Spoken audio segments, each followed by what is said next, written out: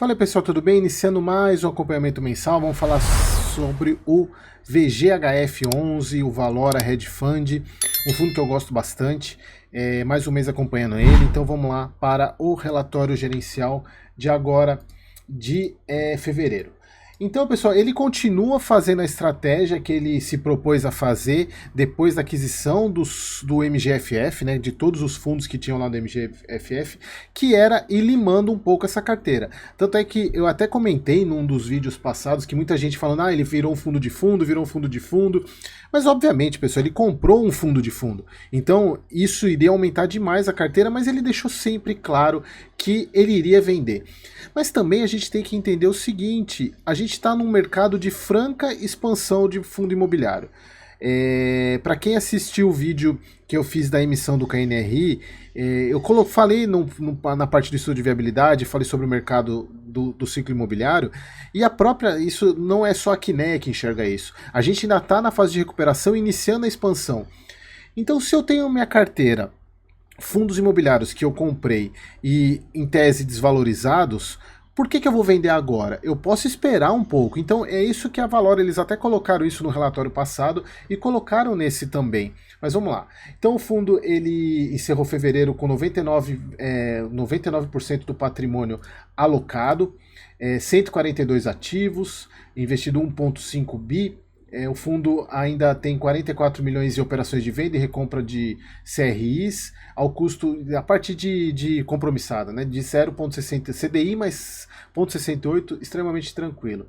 Anunciou 10 centavos, aqui é um ponto que eu quero falar para vocês, porque o fundo vai precisar fazer alguma coisa para o mês que vem, vai ter que aumentar o carrego, ele veio alterando, ou vai ter que vender fundo imobiliário, porque senão ele não vai conseguir distribuir esses 10 centavos. A gente vai continuar acompanhando aqui. Então, o mês de fevereiro foram adquiridos um total de 58,4 milhões de ativos e vendidos 99. Venda líquida de 41,5 milhões. O fundo vendeu um total líquido de 70 milhões em cotas de fundo imobiliário ao longo de fevereiro, sendo que quase todas integrantes da carteira de valor. Lembra que isso é a estratégia do VGHF, ele tem uma estratégia de renda e uma de valor, para que a de renda, que é o core dele, né, que é 70%, que é de 70% a 75%, né, que é a parte de rendimentos, e a de valor, que é aquela que ele vai destravando, vendendo para fazer ganho de capital. Então eles colocam aqui que com esses movimentos a carteira de fundo imobiliário passou a representar 34% versus 37%, se eu não me engano já chegou a estar quase 50%, né? Até mais eu acho, quando eles compraram o MGFF. Então eles estão se desfazendo bastante. E ao mesmo tempo o fundo fez aquisições líquidas de 13,5 milhões de CRIs, na quase totalidade de IPCA, porque obviamente Selic caindo e a gente vendo IPCA janeiro alto, fevereiro alto, embora sejam pontuais, mas eu acredito que a melhor estratégia mesmo é alocar em IPCA, levando a carteira de renda para 64,9 versus 62,3 em janeiro. Então eles colocam aquela questão que eu venho, a estratégia deles, né, que é renda, a partir de renda 70 a 75 e valor 25 a 30%.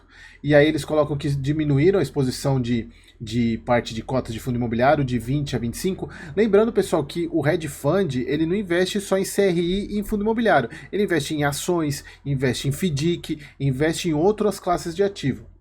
E aqui eles colocam que e eles têm fundo imobiliário tanto na parte de valor quanto na parte de renda. E a parte que eles diminuíram na de valor foi basicamente fundo imobiliário que eles tiraram. E consequentemente, eles reduziram a parte de fundo imobiliário, diminuir a exposição, que eles querem deixar essa faixa de 20% a 25%. O fundo chegou a quase 400 mil cotistas, é um baita número, né? Bom, aqui a carteira de CRIs do fundo, carteira de FDIC, carteira de fundo imobiliário. A gente chegou aqui de carteira de fundo imobiliário, está com quase 800 milhões. E agora eles já estão com 519, uma baita de uma redução, né?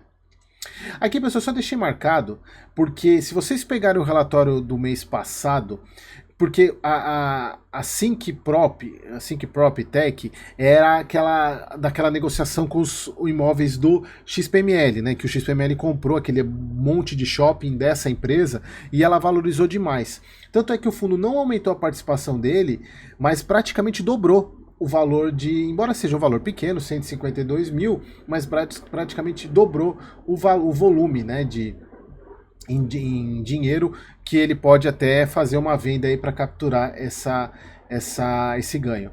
Aqui a carteira do fundo IPCA 8.8, sem alteração com o mês passado, acho que era 8.87, pouca coisa, CDI 4.28. Bom, pessoal, aqui que eu quero mostrar para vocês a questão dos resultados. Veja, a parte de CRI mudou pouca coisa, a parte de fundo imobiliário caiu bastante comparado com o mês passado, porque ele teve bastante venda, né, no mês passado. Aqui, o resultado de 13 milhões, bem diferente do mês passado, de 19, exatamente por causa dessa questão da venda, do volume de venda, que deu quase 4 milhões a mais, que é basicamente a diferença que está dando aqui, né, um pouquinho menos. E aqui, ó, ele teve, e isso aqui também afeta, embora ele não tenha ativos, tem pouca coisa de CDI, mas o que eu quero mostrar para vocês é o seguinte, olha só, ele basicamente zerou, porque ele gerou 13 milhões, distribuiu 16, consumiu toda a reserva que ele tinha aqui, ó, de basicamente 2 milhões para manter os 10 centavos por cota. Então, ele zerou reserva, não tem mais reserva. E aí vem a pergunta, o que o fundo vai fazer? Porque se a gente for pegar aqui, o resultado dele, ele não bate os 10, para ele dar os 10 centavos por cota, ele tem que gerar mais 3 milhões aqui de resultado para empatar. Então a gente tem que esperar o mês que vem para ver qual que vai ser a estratégia do fundo, para ver se ele mantém esses 10 centavos, embora eu acho difícil. Tá, eu acho difícil, mas vamos ver, a não ser que ele venda mais fundo imobiliário, que é a estratégia, porque ele até, eu não sei se esse mês eles colocaram essa situação que eles estão segurando a venda aqui, ó. Aqui, ó. De qualquer forma, a gestão mantém a opinião de que a expectativa de queda na taxa de juros pode abrir oportunidades de ganho para a carteira de fundos imobiliários, que pode levar o fundo a carregar temporariamente a posição um pouco maior de fundos imobiliários. Isso eles vêm falando. E, de fato, eu acredito que é a melhor estratégia mesmo, porque dá para ter mais ganho com esse processo de venda. Então vamos ver se ele vai vender alguma coisa, até para aumentar a reserva, que ele está sem reserva nenhuma. Então aqui, pessoal, só para vocês verem a questão da alocação, ele estava no mês retrasado 49, baixou para 37, agora 34,1 em fundos imobiliários. Na parte de CRI, ele estava com 49, subiu para 56. Do mês de janeiro, de dezembro para janeiro, né, teve essa grande variação, e agora 59,1 de CRIs, mas a ideia deles é chegar a subir mais esse valor para poder compor essa carteira de valor e renda aqui, que embora já está muito próximo do que eles querem, né? Porque renda é 65% e a meta deles é 70, 75% e valor 35%. Então a ideia aqui é baixar 5% e aumentar 5% aqui para poder entrar nessa categoria aqui. E embora, pessoal, se a gente for pegar, basicamente, por isso que eles vêm subindo essa questão de CRI aqui, porque praticamente toda a parte de CRI está dentro da carteira renda. E a gente tem um pouquinho só de fundo imobiliário aqui.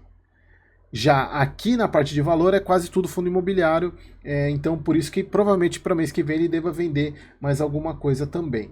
Então aqui a parte de evolução e distribuição, embora eu acredito que ele vai ser difícil ele manter esses 10 centavos, vamos ver. Embora ele venha mantendo todos os meses, pagou 11 centavos aqui, mas vamos ver se ele vai conseguir manter esses 10 centavos. Ele vai ter que fazer alguma coisa. Aqui a parte de movimentações, e eu deixei uma específico aqui. Quem vem acompanhando, principalmente fundo de fundos, tem visto que praticamente todos os fundos de fundos estão comprando 20, o VISC 11. Não somente shopping, mas o VISC 11. Então todos eles estão enxergando o VISC com um potencial muito grande. Então você, cotista, veja isso e analise da sua maneira o porquê que está todo mundo comprando o VISC, né? Tanto o VGHF, se eu não me engano, acho que foi o HFOF também comprou o VISC 11. Então eu até mostrei aqui porque a gente consegue ver aqui, quando está entre parênteses da movimentação, foi venda. E quando está sem parênteses, foi compra. Então, eles compraram também esse planta retrofit, mas a grande maioria foi venda. E aqui eles compraram o 20. Então fiquem espertos, né? Porque olha só, eles compraram 14 e venderam 10, né? Nessa posição aqui, com uma movimentação de 14. Então, pessoal, atentem-se a isso, né? Porque basicamente todos os fundos, hedge fund, estão comprando VISC 11. Então tem alguma coisa aí que a gente precisa ficar de olho, tá bom? Então, pessoal, era isso que eu queria trazer para vocês. Mais um vídeo do VGHF. Considero, acho que o melhor hedge fund que a gente tem hoje. E espero vocês no próximo vídeo.